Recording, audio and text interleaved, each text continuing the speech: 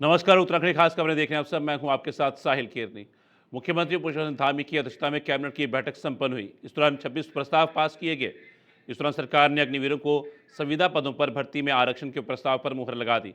अब अग्निवीरों को सेवाकाल पूरा होने पर समूह के वर्दीधारी पदों की सीधी भर्ती में 10% क्षैतिज आरक्षण दिया जाएगा। इसमें अग्निवीरों का उत्तराखंड का मूल निवासी या स्थायी निवासी होना जरूरी है। बताया जा रहा है कि अगले वर्ष रिटायर होने के बाद 850 पदों पर भर्ती दी जाएगी। इसके साथ ही सरकार ने धर्मांतरण कानून और सख्त करने के लिए कानून में कुछ संशोधनों के प्रस्ताव को भी मंजूरी दी है। एक्ट में संशोधन कर सजा को 10 साल से बढ़ाकर 14 साल किया। कुछ मामलों में 20 साल तक सजा हो सकती है। जुर्माना राशि को 50,000 से बढ़ाकर 10 लाख किया गया। कि आज माननीय मंत्रिमंडल की बैठक संपन्न हुई, जिसमें कुल 26 प्रस्ताव आए थे, जिस पर माननीय मंत्रिमंडल के द्वारा अनुमोदन किया गया। मुख्यमंत्री पुष्कर सिंह धामी ने बुधवार को देहरादून नगर निगम के अंतर्गत केदारपुरम में योगा पार्क एवं अन्य विकास कार्यों का लोकार्पण एवं शिलान्यास किया। इस अवसर पर उन्होंने एआई चैटबॉट निगम सारथी लॉन्च किया और हरित नीति के डॉक्यूमेंट का अनावरण भी किया।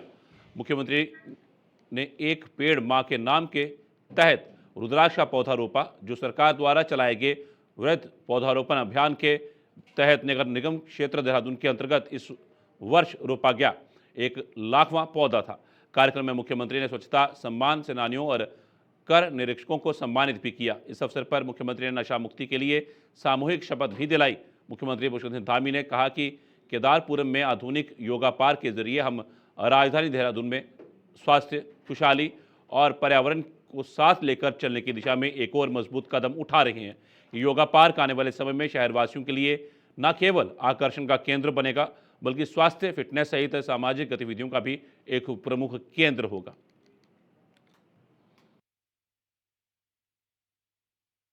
देहरादून का आज सबसे बड़ा योगा पार्क और इसके साथ 2 अन्य पार्क भी आज लोकार्पित हुए हैं। निश्चित रूप से इस पार्क के लोकार्पित होने से जहां लोगों को आज जो हमारी बहुत भाग दौड़ की जिंदगी है, उस जीवन शैली में लोगों को योग के लिए, व्यायाम के लिए, अपने स्वास्थ्य लाभ के लिए एक अच्छा स्थान मिल गया है। बच्चों को खेलने के लिए भी अच्छा स्थान है, सामाजिक कार्यों के लिए भी बहुत अच्छा स्थान है। और ये हमारे प्रयास है, हमारे नगर निगम के प्रयास है, माननीय विधायक जी के प्रयास है, सरकार के प्रयास है। और हम देहरादून को एक आदर्श शहर बनाना चाहते हैं, एक स्वच्छ शहर बनाना चाहते हैं। उस दिशा में आज लोकार्पित होने वाले कार्य आने वाले समय में निश्चित रूप से देहरादून शहर के विकास में एक मील का पत्थर साबित होंगे। हम इसी प्रकार देहरादून के अन्य क्षेत्रों का भी विकास हमारे प्रस्तावों में है, उनको भी हम आगे बढ़ाएंगे। उत्तराखंड विधानसभा अध्यक्ष एवं कोटद्वार विधायक ऋतु खंडूरी भूषण ने 1,29,00,000 की लागत से कोटद्वार विधानसभा क्षेत्र के 7 प्रमुख पुलों पर स्थापित एलईडी स्ट्रीट लाइट्स का लोकार्पण किया। कार्यक्रम के तहत सुखरू नदी के पुल पर क्षेत्रीय जनता की उपस्थिति में स्ट्रीट लाइट का स्विच ऑन कर इन्हें औपचारिक रूप से जन समर्पित किया गया। इस अवसर पर विधानसभा अध्यक्ष खंडूरी भूषण ने बताया कि मुख्यमंत्री घोषणा संख्या 337 के अंतर्गत राज्य वित्त आयोग से स्वीकृत इस परियोजना को प्रशासनिक वर्ष में शासन से अनुमोदन प्राप्त कराया गया था, जिसके बाद कार्य प्रारंभ हुआ और आज ये सफलतापूर्वक पूर्ण हुआ है। उन्होंने मुख्यमंत्री पुष्कर सिंह धामी का इस परियोजना की स्वीकृति और समर्थन के लिए हृदय से आभार व्यक्त किया। उन्होंने कहा कि कोटद्वार के सभी 7 पुल मालन, सुखरो, सिद्धबली, ग्रस्टनगंज, बीएल गुलर और गाड़ीघाट अब रात्रि में भी सुरक्षित और प्रकाशमान रहेंगे। इसके साथ ही प्रमुख चौराहों पर भी लाइटें लगाई गई हैं, जिससे यातायात और नागरिकों की सुविधा में उल्लेखनीय सुधार होगा।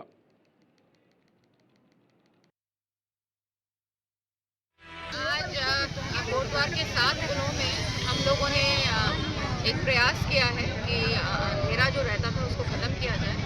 मैं सबसे पहले अपने आदरणीय मुख्यमंत्री जी का आभार व्यक्त करूंगी। 1 करोड़ उससे ऊपर की ये जो सौर ऊर्जा की लाइटें हैं, 1,30,00,000 के करीब हैं, जिसकी ये लाइटें लगी जनता को समर्पित की। और हमने इस वक्त इसलिए किया क्योंकि आपदा आ रही है, नदियाँ तेजी से उफान पर आ जाती हैं किसी समय, तो लोगों को किसी तरह की समस्या ना हो, दिक्कत ना हो, इसके लिए ये किया है।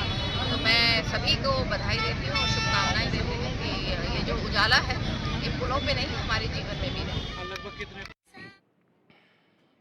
18 अगस्त से 22 अगस्त को विधानसभा सत्र आहूत किया गया है, जो कि उत्तराखंड की ग्रीष्मकालीन राजधानी गैरसैंण में संचालित होना है। लेकिन मानसून सत्र में संशय के बादल तब घिरने लगे जब उत्तराखंड में जगह जगह आपदा आ रही है। सड़कों की स्थिति दयनीय बनी हुई है।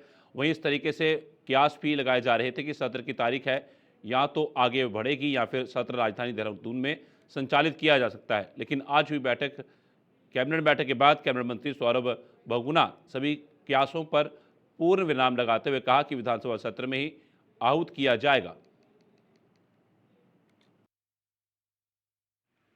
देखिए, जब सत्र भरारी सहन में घोषित है और मुझे उम्मीद है कि हमारा जो सत्र है वो भरारी सहन में ही होगा। धराली में जिस तरीके से जो आपदा आई है वहाँ पर कितना और जिस तरीके से जो कितना नुकसान जो है वो वहाँ पर हुआ है क्या? देखिए, नुकसान आपको मालूम है 5 तारीख को जो आपदा आई थी उससे बहुत भारी नुकसान वहाँ पर हुआ है।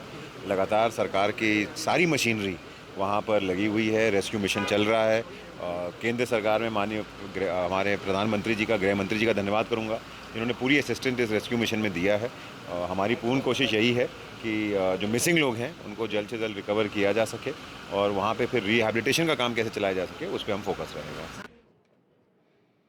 ग्रामीण विकास मंत्री गणेश जोशी ने प्रधानमंत्री ग्राम सड़क योजना के अंतर्गत बरसात से बाधित सड़कों को प्राथमिकता के साथ खोलने के अधिकारियों को स्पष्ट निर्देश दिए हैं। बुधवार को हाथी बड़कल स्थित कैंप कार्यालय में URRDA की समीक्षा बैठक में मंत्री गणेश जोशी ने PMGSY के अंतर्गत बरसात से हुई क्षति और बंद सड़कों की स्थिति की विस्तार से जानकारी ली। बैठक में मंत्री जोशी ने कहा कि बरसात के कारण बंद हुई सड़कों को प्राथमिकता के आधार पर युद्ध स्तर पर खोला जाए। उन्होंने बरसात से क्षतिग्रस्त हुए सड़क मार्गों एवं पुलों के पुनर्निर्माण के कार्यों को शीघ्रता से पूर्ण किया जाए। विभागीय मंत्री जोशी ने निर्देश दिए कि अधिग्रहित भूमि का मुआवजा ग्रामीणों को मौसम खुलते ही शिविर लगाकर शीघ्रता से वितरित किया जाए और मलबा निस्तारण के लिए उचित स्थानों पर डंपिंग यार्ड की व्यवस्था की जाए ताकि सड़कों की बहाली के साथ पर्यावरणीय संतुलन भी बना रहे।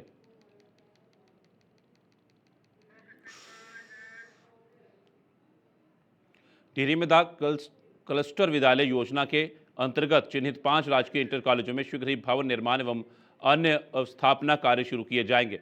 विद्यालय शिक्षा मंत्री डॉक्टर धन सिंह रावत ने इन विद्यालयों में निर्माण कार्यों को कार्यदायी संस्था द्वारा आंकड़ित रूप पे 10 करोड़ 65 लाख की धनराशि को मंजूरी दे दी है। सुबह विद्यालय शिक्षा को और उन्नत बनाने और एक ही कैंपस में कक्षा 6 से लेकर कक्षा 12 तक के छात्र छात्राओं को बेहतर शिक्षा व सुविधा उपलब्ध कराने के दृष्टिगत राज्य सरकार ने क्लस्टर विद्यालयों की स्थापना का निर्णय लिया है। इस योजना के तहत विभिन्न जनपदों में विद्यालयों का चयन कर उन्हें क्लस्टर विद्यालयों में परिवर्तित किया जा रहा है।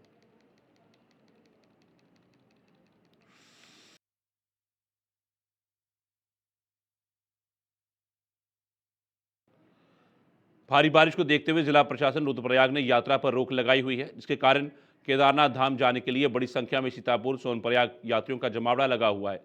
सोनप्रयाग में जमा इन यात्रियों द्वारा केदारनाथ धाम जाने की मांग करते हुए सड़क पर लगे बैरियर को तोड़ा और केदारनाथ धाम की ओर जाने का प्रयास किया, जिसको देखते हुए पुलिस लाठीचार्ज कर यात्रियों को वहां से खदेड़ा।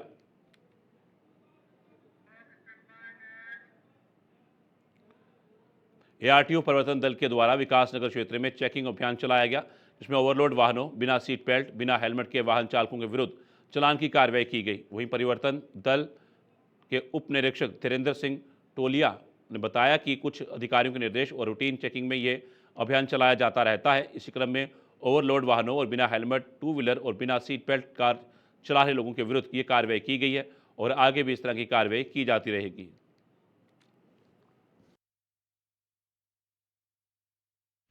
हमने जो है कि हेलमेट हो गया, सीट बेल्ट हो गया, पैसेंजर ओवरलोडिंग हो गया और इनके हमने चालान किए। लगभग कितने चालान करे सर? चालान तो हो गए 26-27 चालान हो गए। और गाड़ी को सीज करी सर? ना, गाड़ी बंद तो नहीं करी हमने। सर लोग ओवर रेट भी चलते हैं, ओवर सवारी बिठा रहे, उन पे क्या समझा इस तरीके से? उसमें जो है हमने वो जो पैसेंजर ओवरलोड में चालान किया हमने। हाँ, और ई रिक्शा पे सर? ई रिक्शा भी चालान किया हमने पैसेंजर ओवरलोडिंग पे। सर किस जगह करी कार्रवाई? हमने जो है कि ये यहाँ पे हो गया, ये जलालिया हो गया और पीछे जो है कि पीछे वहाँ पे पीछे डाक पत्थर विकास नगर। आपका नाम, आपका पद? मेरा नाम वीरेंद्र सिंह टोलिया है, उप निरीक्षक। उत्तराखंड क्रांति दल केंद्रीय कार्यालय देहरादून में दल के केंद्रीय महामंत्री बृजमोहन सजावाण एवं केंद्रीय मीडिया प्रभारी किरण रावत ने राज्य में 14 अगस्त को होने जा रहे ब्लॉक प्रमुख एवं जिला पंचायत अध्यक्ष के चुनाव में हो रही अनियमितता पर प्रेस वार्ता की। केंद्रीय महामंत्री बृजमोहन सजवाण ने बीजेपी पर खरीद फरोख्त की राजनीति का आरोप लगाया। उन्होंने कहा कि हमारे संविधान के 72 संविधान संशोधन के द्वारा अनुच्छेद 243 में पंचायती राज एक्ट एवं उसकी शक्तियां अधिकार निहित हैं। साथ ही ये भी स्पष्ट है कि राज्य को पूरे अधिकार हैं कि जिला पंचायत अध्यक्ष एवं प्रमुख के चुनाव प्रत्यक्ष रूप से जनता से कराए ताकि पारदर्शिता बनी रहे। लेकिन इस पंचायत चुनाव ने सारे मिथक तोड़ते हुए स्पष्ट कर दिया कि भाजपा और कांग्रेस दोनों की तासीर एक ही है। दोनों पार्टियों ने भ्रष्टाचार को बढ़ावा देने के लिए टिहरी गढ़वाल जिले में ऐसा क्या समझौता किया कि जो जिला पंचायत अध्यक्ष प्रत्याशी कांग्रेस समर्थित थी वे बीजेपी की अधिकृत प्रत्याशी हो गई। इसके बाद कांग्रेस भी इस विषय पर मौन है। इससे स्पष्ट होता है कि कांग्रेस की बीजेपी है और बीजेपी ही कांग्रेस है।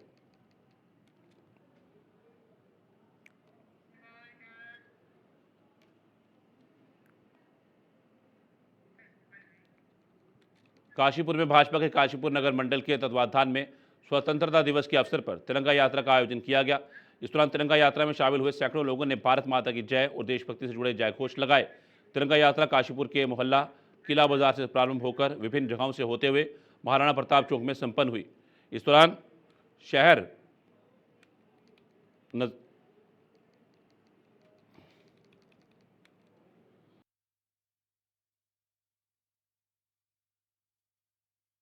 में राष्ट्रभक्ति देशभक्ति जगाने के लिए तिरंगा यात्रा का आयोजन हम हर वर्ष 15 अगस्त से पहले करते हैं और पूरे देश में ये मनाया जा रहा है। इससे लोगों में देशभक्ति की भावना जागृत करने के लिए और जिस तरीके से हमारा पड़ोसी मुल्क लगातार और हमारे जो इस तरीके से अमेरिका हमें दबाने का प्रयास कर रहा है और हमारा देश का नौजवान हमारे देश के लोग उसका विरोध कर रहे हैं, तो ये राष्ट्रभक्ति जगाने के लिए ही तिरंगा यात्रा का आयोजन किया गया।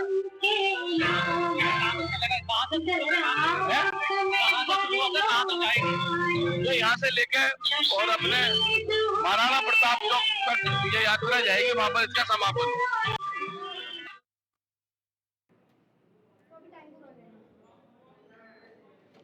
दून विश्वविद्यालय देहरादून, अमेरिका के डेनवर स्थित breast cancer in young women foundation के सहयोग से एक विशिष्ट ब्रेस्ट हेल्थ अवेयरनेस कार्यक्रम आयोजित किया गया।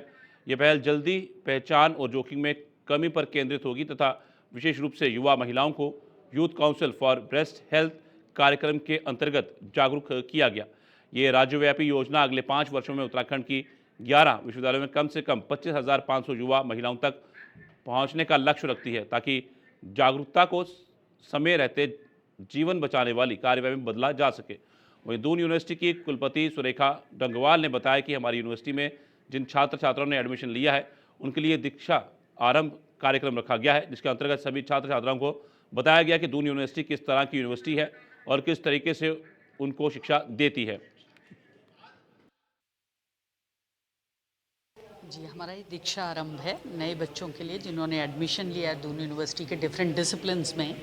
हमारी कोशिश ये थी कि उनको एक तो कैंपस के लिए अवेयर किया जाए कि उनको क्या क्या फैसिलिटीज़ हैं, कहाँ रिड्रेसल है, अगर विमेन हेरासमेंट का सेल है तो वो कैसी सुविधाएं दे रहा है, लाइब्रेरी क्या सुविधा दे रही है। और सारे डीन्स ने कल यहाँ पर अपने वक्तव्य रखे, प्रॉक्टर ने रखे, डीन स्टूडेंट वेलफेयर ने रखे और बच्चों ने बहुत बड़ी मात्रा में इसमें पार्टिसिपेट किया। मुझे खुशी इस बात की है कि हमने पेरेंट्स भी बुलाए थे और बहुत अच्छी मात्रा में पेरेंट्स ने भी यहाँ पर आकर हमारा ये उत्साहवर्धन किया कि वो ये समझे कि जहाँ बच्चा एडमिशन ले रहा है उनका बच्चा हर तरीके से सेफ हैंड्स में है, चाहे अच्छी शिक्षा हो या शोध हो या उनकी कोई जिस उम्र में वो हैं उस उम्र में कोई प्रॉब्लम हो तो उसको कैसे एड्रेस करना है। इसके साथ ही कर्नल चौबे जो American foundation for breast cancer में एक अवेयरनेस कैंपेन वो चलाते हैं, सो ही रिक्वेस्टेड कि अगर वो भी बच्चों से बात कर पाएँ क्योंकि आजकल अर्ली एज में और यंग वुमेन में भी ब्रेस्ट कैंसर देखा जा रहा है। चलिए अब आपको देहरादून लिए चलते हैं जहां पर उत्तराखंड के मुख्यमंत्री पुष्कर सिंह धामी जो है वो हर घर तिरंगा यात्रा में जो है वो शामिल हुए हैं। तो आइए देखिए।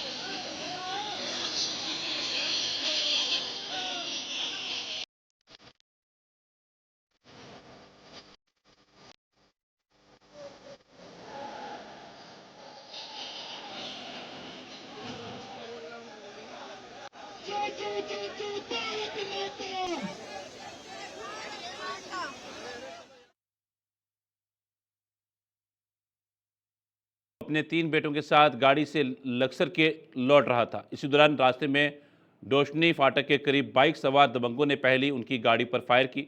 जब वह जान बचाकर भागने लगे तो दबंगों द्वारा उन पर लाठी डंडों से हमला किया गया, जिसमें 3 युवक गंभीर रूप से घायल हो गए, जिनको इलाज के लिए रुड़की अस्पताल लाया गया। बताया जा रहा है कि महबूब के पुत्र नवाब की गाड़ी से कुछ माह एक्सीडेंट हो गया था, जिसमें एक युवक की मौत हो गई थी। उसी प्रकरण में वह बयान दर्ज करने लक्सर गया था। घटना की जानकारी मिलने पर विधायक फुरकान अहमद भी रुड़की अस्पताल पहुंचे और पीड़ितों से घटना की जानकारी ली।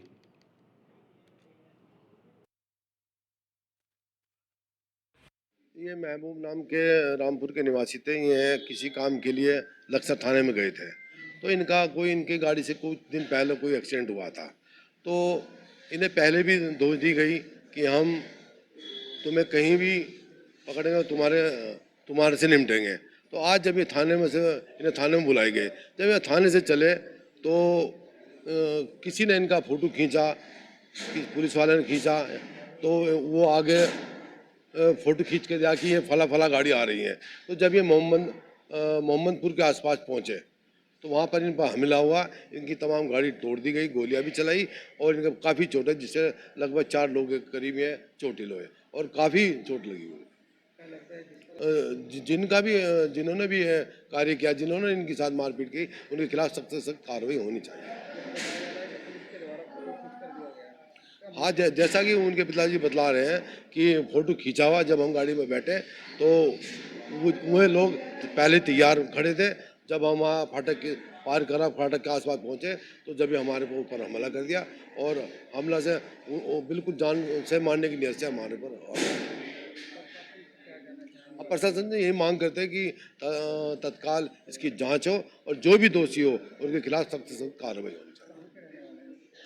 अब ये तो मुझे मालूम नहीं होता, ये हमारे गांव के रामपुर। जनसंघर्ष मोर्चा के अध्यक्ष रघुनाथ सिंह नेगी ने पत्रकारों से वार्ता करते हुए कहा कि हाल ही में विधानसभा अध्यक्ष रितु खंडूरी द्वारा एक बयान में कहा गया कि मैं किसी दबाव में काम नहीं करूंगी एवं मेरा विधानसभा अध्यक्ष होने का क्या मतलब रह जाएगा। उक्त मामले में रघुनाथ सिंह नेगी द्वारा विधानसभा अध्यक्ष पर हमला बोलते हुए कहा कि विधानसभा अध्यक्ष संवैधानिक जिम्मेदारी से बंधी हैं एवं संवैधानिक मूल्यों का पालन करना उनका कर्तव्य है, न कि उनकी व्यक्तिगत मनमर्जी। उन्होंने विधानसभा अध्यक्ष पर निशाना साधते हुए कहा कि कानपुर से निर्दलीय विधायक उमेश कुमार का दल बदल मामले में बचाव करना, संरक्षण देना किसी आपराधिक षड्यंत्र से कम नहीं है। दरअसल आप समझ सकते हैं इस बात को, अभी कुछ दिन पहले हाल ही में समझ लीजिए विधानसभा अध्यक्ष ने बयान दिया है कि मैं किसी के दबाव में काम नहीं करूंगी और मेरा विधानसभा अध्यक्ष होने का क्या फायदा, मतलब उसके क्या मायने। हमारा कहना है विधानसभा अध्यक्ष जी, ये आपके घर की बपौती नहीं है, आप जो है संविधान से बनी है और आपको संविधान की जो मूल्य है उनके अनुसार काम करना है। अगर आपको अपनी मनमर्जी चलानी है आप अपने घर में चलाइए। हमारा इसमें कहना है कि आप कह रही दबाव की बात, दबाव किस बात का दबाव है। 22 मई 2022 को एक रिट जो विधायक के घाट उनकी खिलाफ हुई थी, उनके दल बदल के मामले को लेकर के, और ऐसे विधायक जिसके खिलाफ लगभग 30 मुकदमे भिन्न भिन्न प्रदेशों में दर्ज हुए हैं, और वो भी दुराचार के, यौन शोषण, तमाम जालसाजी, ब्लैकमेलिंग, जबरन भूमि हत्याना, इस तरह के मुकदमे दर्ज होने के बावजूद ऐसे व्यक्ति का आप बचाव करिए, फिर आप कह रहे हैं कि मैं दबाव में जाऊंगी, तो निश्चित तौर पे ये दुर्भाग्यपूर्ण है। अरे आपको इतने दिन हो गए, ये नहीं है कि आपके ऊपर ठीक है कि आपको संविधान में पावर है, लेकिन एक समय सीमा होती है, और इस मामले में ऑनरेबल हाई कोर्ट भी कुछ दिन पहले जो खानपुर से विधायक है उनके मामले में, उनके तमाम जो अनैतिक कृत्य हैं, उनके तमाम जालसाजी के, उनके मामले में संज्ञान ले चुका है। और मजे की बात इसमें यह है, अभी आप समझ सकते हैं 10-15 दिन पहले की बात है, ऑनरेबल सुप्रीम कोर्ट भी इस मामले में सख्त हुआ है, और ऑनरेबल सुप्रीम कोर्ट का कहना यह है कि कोई भी विधानसभा अध्यक्ष किसी भी देश के अंदर कहीं भी वो अपनी मन मर्जी नहीं चला सकता, एक उसकी भी समय सीमा है। और इसी समय सीमा की हम बात कर रहे हैं कि 3 साल से अधिक समय होने के बावजूद भी दल बदल के मामले में विधायक खानपुर के खिलाफ कार्रवाई न करना निश्चित तौर पे दुर्भाग्यपूर्ण है। कहीं ना कहीं मिली भगत है, वो डरी भी हैं, या उनको क्या भय है, कहीं ना कहीं उनके ऊपर दबाव है। अगर मेरा कहना यह है कि अगर आपके ऊपर दबाव है, आप इस्तीफा क्यों नहीं दे देते, आप इस्तीफा दीजिए, घर बैठिए, और ये मनमर्जी वाली बात है, अपने घर में चलाइए, अपने परिवार पे चलाइए, लेकिन आपको संवैधानिक मूल्यों की रक्षा करनी पड़ेगी, उस संविधान के हिसाब से आपको चलना पड़ेगा। जन संघर्ष मोर्चा बिल्कुल भी इनको बख्शेगा नहीं, चाहे हमें कुछ भी करना पड़े। उत्तराखंड में पहली बार वृंदावन के श्री श्री राधा बांके बिहारी जी का विश्व प्रसिद्ध फूल बंगला दर्शन इस्कॉन देहरादून मोथरवाला में आयोजित किया गया। यह जानकारी इस्कॉन देहरादून मंदिर के अध्यक्ष माधव दास ने प्रेस वार्ता के दौरान दी है। उन्होंने बताया कि भगवान श्री कृष्ण के प्राकट्य दिवस के अवसर पर मंदिर एक पुष्प महल में बदला जाएगा, जहाँ श्री विग्रह चांदी के सिंहासन पर विराजमान होकर हजारों किलो फूल के मध्य अपने भक्तों को दर्शन देंगे। ये उत्सव सुबह 5 बजे शुरू होगा और रात्रि 12 बजे तक चलेगा, जिसमें श्रद्धालु पूरे दिन दर्शन, कीर्तन और भक्ति का आनंद ले सकेंगे। इस बार जो जन्माष्टमी है हम बहुत अलग बनाने जा रहे हैं। इस बार की जन्माष्टमी विश्व की रक्षा, विश्व की सुरक्षा के लिए है। तो इस बार करीब 5 बजे से लेकर रात के 12 बजे तक करीब 3000 लोग मिलकर हरे कृष्णा कृष्णा कृष्णा हरे हरे, हरे राम राम राम हरे हरे, इस मंत्र का जाप करेंगे विश्व शांति के लिए। तो सुबह 5 बजे से चालू होगा और रात 12 बजे तक चलेगा। इसके अलावा इस बार हम करीब 20,000 लोगों को प्रसाद बांटेंगे, और साथ ही साथ 3,000 लोगों के लिए महाभोज होगा इस्कॉन मोथरावाला सेंटर में, वहाँ जहाँ जन्माष्टमी बनाई जाएगी। सुबह 5 बजे से लेकर 12 बजे तक तरह तरह की प्रस्तुतियाँ होंगी। गोटी पुआ एक जो बहुत ही विश्व प्रसिद्ध एक डांस फॉर्म है, वो वहाँ के जो बेस्ट डांसर्स हैं वर्ल्ड रिनोन्ड, वो आके डांस करेंगे। तरह तरह के रॉक बैंड, बच्चों की परफॉर्मेंसेस होंगी, कल्चरल परफॉर्मेंसेस होंगी। साथ ही साथ करीब हमारी ऐसी आशा है कि करीब 3,000 लोग गीता का अध्ययन शुरू करेंगे उस दिन से, और अपनी इस जो हेरिटेज है हमारे हिंदुस्तान की, उसको आगे बढ़ाएंगे। और आखिरी में हम एक ये बहुत बड़ा कार्य शुरू करने जा रहे हैं जन्माष्टमी के दिन से, कि बहुत ही बड़ा भव्य मंदिर श्री श्री राधा बांके बिहारी जी का, उसका हम उद्घाटन भी कर रहे हैं उस दिन। उसको हम प्रचार प्रसार करेंगे इस मंदिर का, और उसकी शुरुआत भी जन्माष्टमी के दिन से हम आगे बढ़ाएंगे। उत्तराखंड खासकर में फिलहाल इतना ही। दीजिए इजाजत, नमस्कार।